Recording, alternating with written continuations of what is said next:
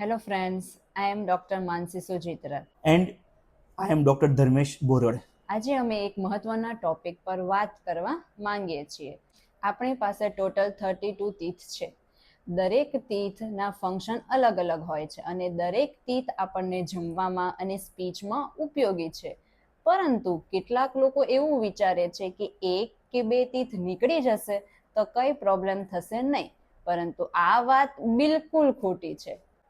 આપણા તીથ નીકળી જાય કે પછી કાઢવામાં આવે અને તેને રિપ્લેસ કરવામાં ન આવે તો શું પ્રોબ્લેમ થાય એ આપણે જાણીએ. ફર્સ્ટ, સુપ્રા ઇરપ્શન. સુપ્રા ઇરપ્શન મતલબ કે તમે કાઢી નાખેલા દાંતની અપોઝિટ દાંત અને આજુબાજુના દાંત ધીરે ધીરે મૂવ થાય છે અને આ મૂવ થયેલી જગ્યામાં ધીરે ધીરે જમવાનું ફસાય છે અને ફસાયેલી જગ્યામાં સડો બેસવા કરે છે. સેકન્ડ, બોન રિઝોપ્શન.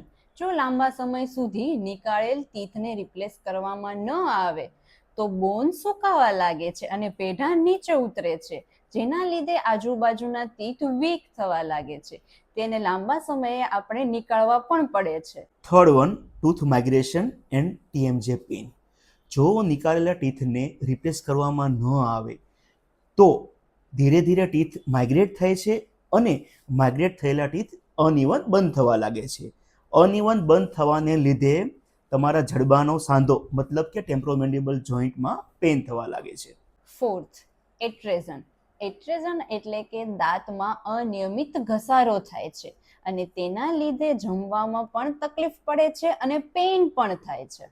આવી અવનવી દાંતને લગતી વધુ જાણકારી માટે અમારી ચેનલને ફોલો કરો અને સબસ્ક્રાઇબ કરો. Thank you guys.